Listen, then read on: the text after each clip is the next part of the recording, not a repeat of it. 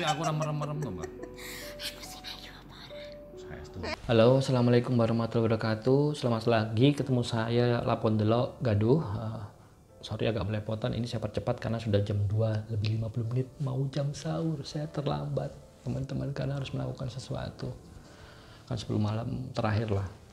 Nanti kalau ada suara-suara dari luar membangunkan sahur, mohon maaf sekali agak terganggu. Tapi saya paksakan ini take hari ini karena nanti siang harus diedit sama Mas Dwi. Oke, di edisi ini saya percepat saja, kita akan membahas kondisi kemunduran di akhir zaman Majapahit. Oke. Sebelum itu kita harus menarik ke belakang bahwa proses kemunduran zaman Majapahit itu sudah terjadi dimulainya saat terjadi perang Parekrek yang terjadi sekitar 1401 sampai 1405 antara Wikramawardhana dengan Briwirawabhumi, yang perangnya itu sangat alot tarik ulur, yang akhirnya menyita waktu, menyita tenaga, yang akhirnya membuat beberapa negara taklukan itu sudah mulai melepaskan diri, terutama yang di luar Jawa sudah mulai banyak melepaskan diri. Kemudian Wikramawardhana menang, saya percepat ya, Rani Suwita putrinya memimpin, itu pun juga mulai banyak pemberontakan yang akhirnya dilanjutkan lagi oleh adiknya Dyah Kertawijaya. Disinilah mulai agak membaik sebetulnya. Dyah Kertawijaya itu siapa? Brawijaya V, yang kemarin teman-teman sudah lihat di episode sebelumnya bagaimana dia pro dengan Islam masuk ke Jawa sebetulnya. Bahkan dia punya 2 istri dari Campadan Cina yang sama-sama Islam. Terus dia punya putra-putra Islam juga yang banyak. Sebetulnya kondisi Brawijaya V itu sudah stabil dalam hal politik, sebetulnya sudah oke lah, sudah stabil. Walaupun memang sudah terlanjur negara-negara luar Jawa, negara taklukan Majapahit sudah mulai banyak yang melepaskan dari diri, tapi at least sudah mulai membaik. Kemudian sayangnya Brawijaya V harus mangkat. Ada versi mangkat, ada versi dia memang Mokso Mandek Pandito memang. Itu nanti kita bahas di episode yang lainnya. Karena ada sesuatu hal nanti urusannya ini memang terkait spiritual sebetulnya. Mungkin agak berbeda dengan Sabdo Paul yang beredar, versi saya mungkin beda. Mohon maaf kalau salah, itu versi saya. Oke, saya singkat aja. Brawijaya V sudah tidak memerintah, apapun yang terjadi itu dilanjutkan oleh menantunya. Di sini mulai konflik ada. Dyah Wijaya Kumara itu memerintah, posisi dia menantu, yang akhirnya mulai banyak kegelisahan dari negara-negara jajahan, negara-negara taklukan yang lain, yang akhirnya memulai pemberontakan. Akhirnya Dyah Wijaya Kumara juga tidak fokus ngurusin kerajaan, yang kemudian dia harus turun karena waktu itu kalau nggak salah terjadi hilang ingatan atau dia jatuh di danau, ceritanya itu pokoknya di sungai atau danau karena hilang ingatan jatuh. Dan parahnya setelah Dyah Wijaya Kumara turun itu terjadi proses kekosongan kekuasaan. 3 tahun Majapahit itu kosong tanpa raja. 1375 sampai 1378 Majapahit tanpa raja. Teman-teman bisa bayangkan, tanpa ada raja otomatis negara-negara taklukan mulai berani bermunculan satu demi satu memerdekakan diri, termasuk yang di Pulau Jawa juga mulai 1-2 berani. Kemudian dilanjutkan setelah 3 tahun kosong ada Brewengker itu naik, yang Purwawisesa itu naik 10 tahun. Dia ini juga masih anak Brawijaya V dan 10 tahun memimpin oke, lumayan segala macam karena kebijakannya copy paste atau menyontoh kebijakan Brawijaya V, masih pro Islam. Bahkan ada bukti dia pemberian pecat tanda ke Raden Patah, pecat tanda ke Raden Kusen, terus pemberian gelar raja Wengker Betara Katong, Ponorogo itu ada. Terus Raden Paku juga diberikan gelar raja untuk memimpin. Prabu Satmatama yang ada itu sebetulnya sama kebijakannya, persis plek dengan kebijakan yang terjadi yang dilakukan oleh Brawijaya V. Tapi kondisi yang terjadi secara politik meskipun stabil, gejolak itu ada. Jadi mulai negara-negara yang saya bilang itu mulai beranilah. Oke, 10 tahun dia memimpin dengan gaya yang sama. Oke, akhirnya turun, digantikan oleh Bri Pandan Salas. Bri Pandan Salas itu hanya memimpin 2 tahun.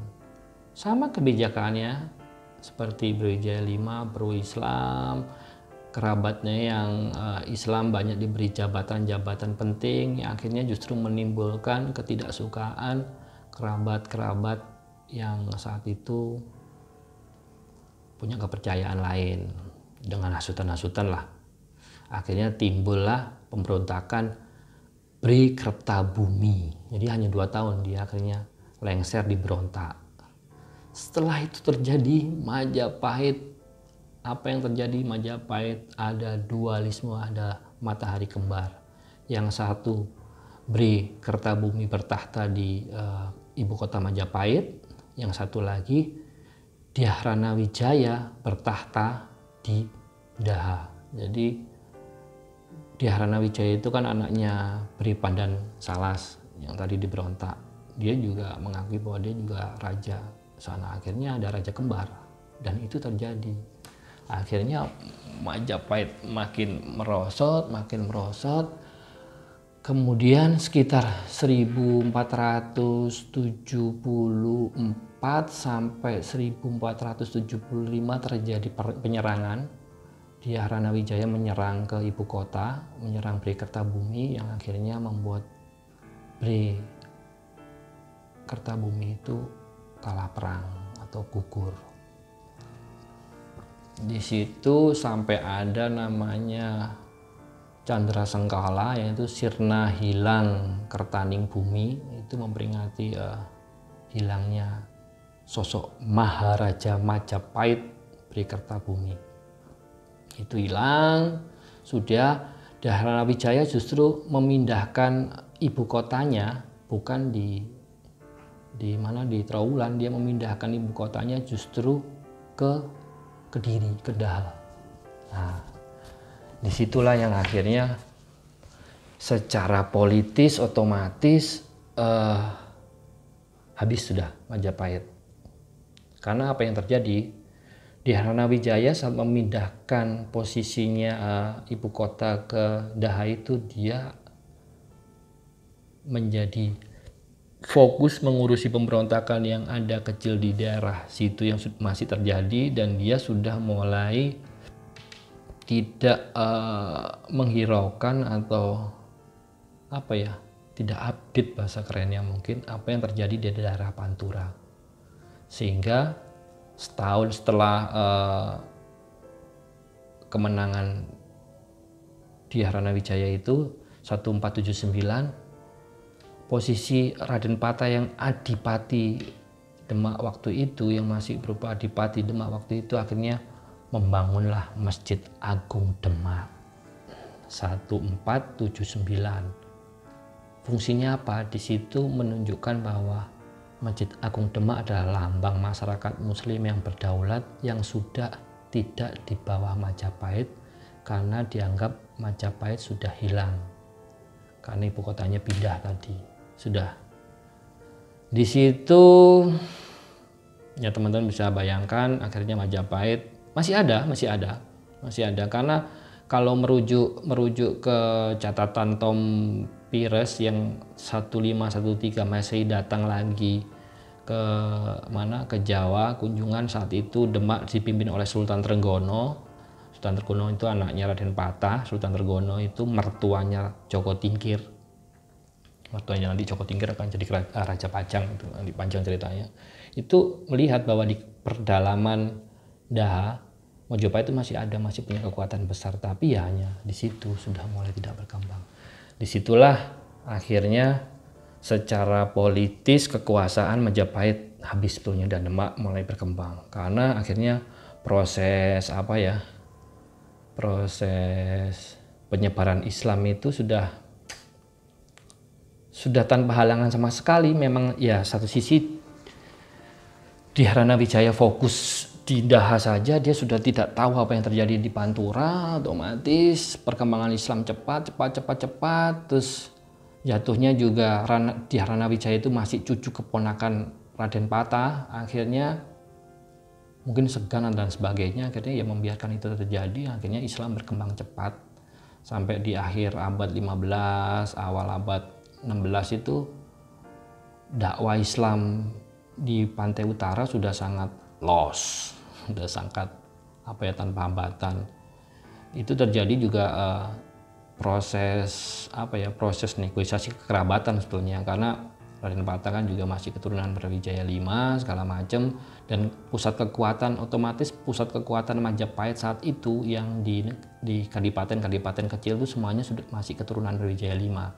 Jadi kalau teman-teman ada tahu yang Kediri tadi di Ranawijaya itu masih cucu keponakannya Raden Patah, bahkan Jalur Brawijaya V masih ada yang di Terong, Tumapel, Surabaya, Wengker, itu Betoro Katong, itu Kauripan, Blitar, Pengging, Sengguru, itu masih ada hubungan kerabatan dengan Brawijaya V. Otomatis mereka mendukung Raden Matah Siar segala macam, akhirnya Islam berkembang dan besar, akhirnya kerajaan Islam Demak juga berdiri.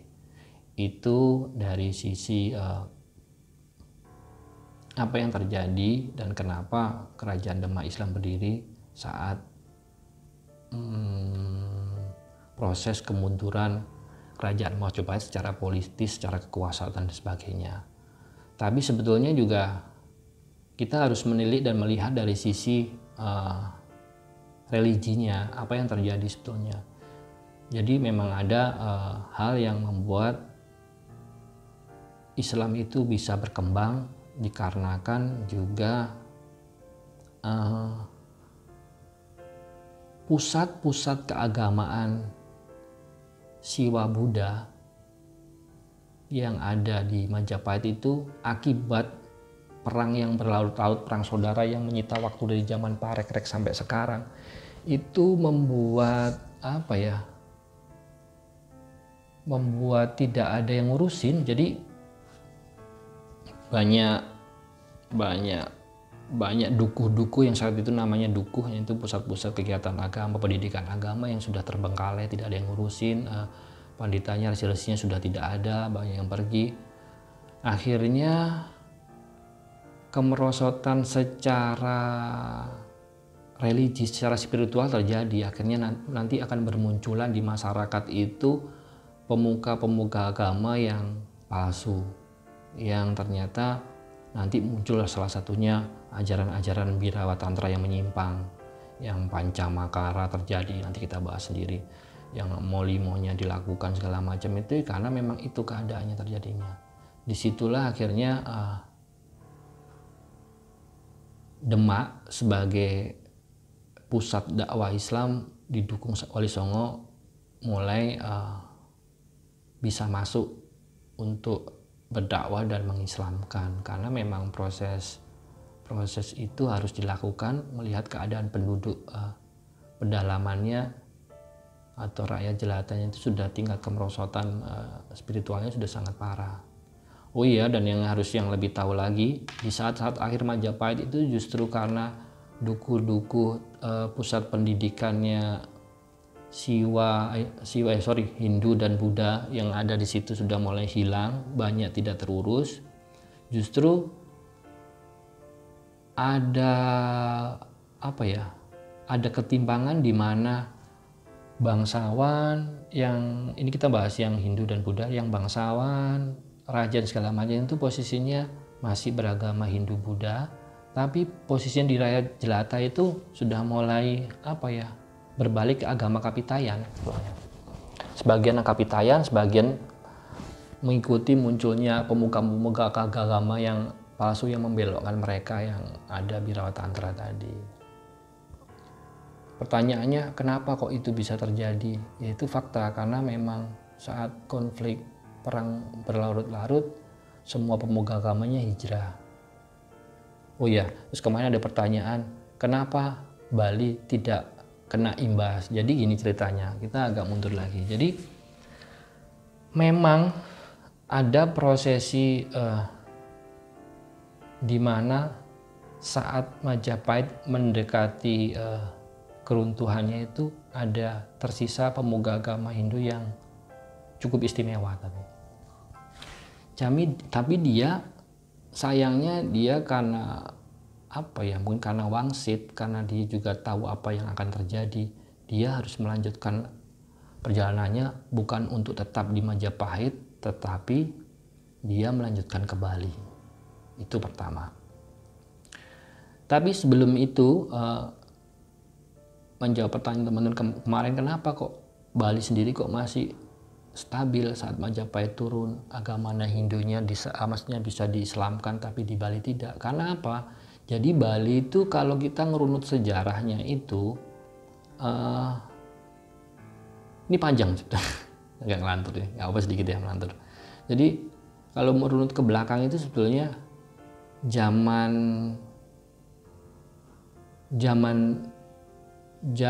itu merujuk ke zaman Erlangga, Kauripan berarti ya, zaman Erlangga. Kenapa di situ? Kondisi di saat Majapahit akhir banyak keadaan birawa tantang segala macam, di Bali tidak ada. Kenapa? Karena jauh sebelumnya itu ada seorang empu yang bernama Empu Kuturan. Nanti dilanjutkan ada tokoh yang saat mundur Majapahit juga ke Bali, tapi kita tarik mundur ke belakang. Namanya Empu Kuturan. Empu Kuturan itu siapa? Jadi Empu Kuturan itu kalau teman-teman tahu namanya Empu Barada zaman Erlangga. Jadi Erlangga kan bapaknya Udayana, Raja Bali. Dia kan Erlangga bertahta di Kediri, Kauripan, terus adiknya anak bungsu nanti melanjutkan bapaknya Raja Udayana itu. Jadi kita fokus di situ ada Empu Barada. Kalau yang tahu cerita Serat Calon Arang ada Empu Barada. Empu Barada itu punya anak Empu Bahula. Lah Empu Kuturan ini suaminya Rondodira Calon Arang. Jadi Empu Kuturan nanti ini mempunyai cerai, akhirnya kan cerai dengan Rondodira karena Rondodira sendiri kalau di versi itu kan ada pertentangan kepercayaan dengan Empu Kuturan, akhirnya cerai, dan dari perkawinan mereka itu punya anak perempuan yang akhirnya meningkat dengan Empu Bala. Nanti turun anaknya itu bernama Empu Tantular yang menciptakan buku Sota Soma, Bhinneka Tunggal Ika, teman-teman kalau tahu itu. Terus turun itu keturunannya Dangyang Asmaranata, turun namanya Dangyang Dwijendra atau Dangyang Wirarta. Nah ini nih, Empu Kuturan saat itu setelah proses selesai konflik Calon Arang cerai, dia lari ke Bali. Gimana? Dia tahu karena istri Udayana itu juga aliran Birawa Tantra. Akhirnya apa yang dilakukan dia? Dia melihat di Bali itu posisi Hindunya itu banyak sekte. Termasuk sekte-sekte yang melenceng itu sangat banyak. Disitulah Empu Kuturan melakukan proses menyatukan semua sekte yang tidak dilakukan di Jawa.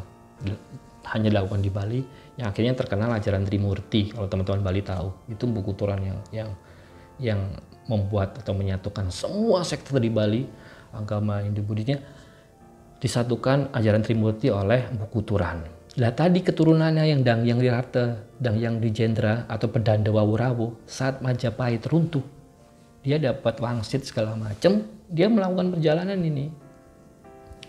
Perjalanan yang akhirnya ke Bali untuk mempertahankan apa ajaran yang sudah ditetapkan, dilandaskan oleh leluhurnya. Satu sisi dia mencegah kemerosotan agama agar tidak sama terjadi di Majapahit.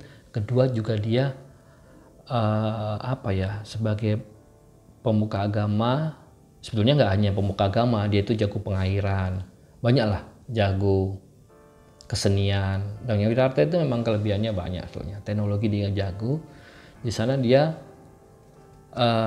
mencegah kemerosotan apa yang terjadi seperti yang di Majapahit. Akibatnya apa? Islam susah masuk di sana. Itu. Tapi sebetulnya yang Wirarta dan yang Dwijendra itu sebelum ke Bali dia kan dari Kediri. Dari Kediri dia itu saya lupa ya, dari Kediri saya pernah bikin catatannya itu, dari Kediri dia itu jalan dulu dari Kediri dia ke Pasuruan, terus ke Belambangan, baru ke Bali. Jadi di Kediri itu dia itu akhirnya punya anak, nanti bergelar Brahmana apa, yang menurunkan Brahmana apa di Bali. Nanti kalau yang di Pasuruan itu dia menikah, punya anak banyak, yang menurunkan Brahmana Manwaba di Bali. Terus kalau yang di Belambangan itu dia menikah apa ya, saya lupa, itu ada nanti. Terus kalau di Balinya sendiri dia menikah 2 kali. Itu Danghyang Wirarta yang akhirnya bisa membuat Hindu di Bali kuat. Termasuk intervensi Islam masuk di sana juga susah. Karena Islam masuk ke Bali itu bukan hanya dari Demak. Saat itu kalau berjalannya waktu kan dari Demak, dari Melayu, Malaka, terus dari Bugis atas itu juga oleh banyak itu kuat. Bahkan kalau ada yang tahu, Danghyang Wirarta itu setelah bisa membuat kondisi stabil di Bali, dia sempat lari ke Lombok yang sampai beredar ada istilah Guru Semeru. Beliau itu dinamai Guru Semeru karena mengajarkan Islam Batu Telu.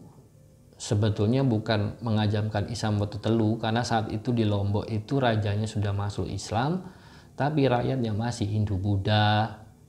Tapi untuk mencegah konflik, Danghyang Wirarta itulah hebatnya pemuka agama zaman dulu itu kan, apa ya, kebijakannya tinggi. Dia tidak memaksa untuk tetap di Hindu juga, tapi kan karena rajanya minta rakyatnya untuk masuk Islam. Rajanya udah masuk Islam, tapi rakyatnya itu diam-diam sebetulnya. Bilangnya masuk Islam tapi masih menganut kepercayaan Hindu. Di situ akhirnya Danghyang Wirarta bilang, ya sudah, jalanin aja, yang penting hidup tentram segala macam. Kalau nggak seret, jalanin sambil sesuai kepercayaan. Ya mirip-mirip Trimurti lah, tapi 3 aja yang diakuin: syahadat, sholat, puasa, zakat sama hajinya nggak usah. Makanya terkenal Danghyang Wirarta mengajarkan Islam Batu Telu. Itu maksudnya. Jadi sebetulnya dia bukan mengajarkan Islam, jadi hanya menengahi lah biar tidak terjadi konflik. Nanti di Lombok Islamnya itu disempurnakan oleh leluhurnya Tuan Guru Bajang. Itu datang nanti ke Lombok, akhirnya menyempurnakan Islam. Ada istilah Islam Batu Limo. Akhirnya disempurnakan, tidak hanya sampai syahadat, sholat, puasa, tapi disempurnakan ada zakat sama haji. Itu sejarahnya. Itu terkait kondisi akhir Majapahit secara politis, secara kekuatan, secara agama. Jadi apa yang terjadi itu yang membuat Demak akhirnya besar, penyebaran Islam hampir tanpa halangan.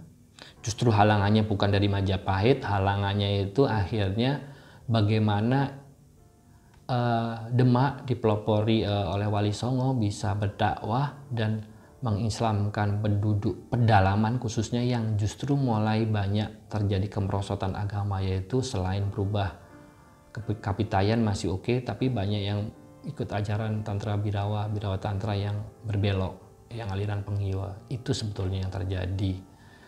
Bagaimana cara Wali Songo menangani itu, kita tunggu di episode selanjutnya. Terima kasih, selamat sahur. Wassalamualaikum warahmatullahi wabarakatuh. Buru-buru mau sahur, jadi lupa deh, ada yang tertinggal. Jadi intinya gini teman-teman, saya ingin menyampaikan, sebenarnya menggarisbawahi juga, bahwa yang tadi saya sampaikan terkait kemunduran Majapahit terkait dari sisi politis, kekuatan, dan religinya rakyat Majapahit, itu menunjukkan bahwa cerita mengenai pemberontakan Raden Patah ke Brawijaya V itu sebenarnya tidak terbukti. Karena kalau melihat dari fakta sejarah tadi, kita runut, hubungannya fine-fine aja. Jadi daripada kita mempercayai salah satunya ajaran Darmo Gandul, kalau nggak salah itu muncul di 16 Desember 1900, yang tahunnya otomatis masih muda. Kalau merujuk dari zaman Majapahitnya itu munculnya seratnya 1900. Ya mungkin alangkah indahnya kita mulai belajar-belajar dan mencari lagi lah bukti sejarah lainnya. Tidak hanya satu sumber saja, termasuk jangan terlalu juga percaya yang saya bercerita. Mungkin saya juga banyak salahnya. Saya tetap mohon maaf kalau saya banyak salah.